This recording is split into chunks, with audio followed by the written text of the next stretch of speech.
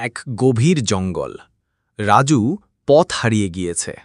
রাজু মনে মনে ভাবছে, এ তো গভীর জঙ্গলে, আমি কোথায় এলাম? হঠাৎ এক পরী সামনে এসে বলল, ভয় পেও না রাজু, আমি পড়ি।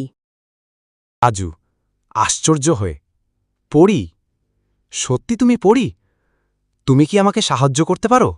পরী বলল, হ্যাঁ, আমি সাহায্য করতে এসেছি। কিন্তু বলো, তুমি কেন এই জঙ্গলে এসেছ? রাজু বলল, আমি একটু মানসিক শান্তি খুঁজতে বের হয়েছিলাম। শহরের কোলাহলে সব যেন অর্থহীন লাগে। পরী বলল, মানসিক শান্তি বাইরের নয়, তোমার মনেই লুকিয়ে আছে। প্রকৃতিকে অনুভব করো, নিজের হৃদয়ের কথাও শোনো। রাজু, তুমি ঠিক বলেছ, আমি নিজের কাছেই ছিলাম না।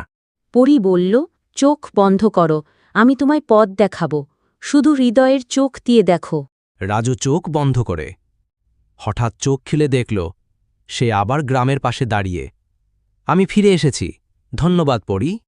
এই গল্প থেকে শিক্ষা দেয়, শান্তি নিজের ভিতরেই। তো বন্ধুরা, গল্পটি ভালো লাগলে চ্যানেলটি সাবস্ক্রাইব করে দাও।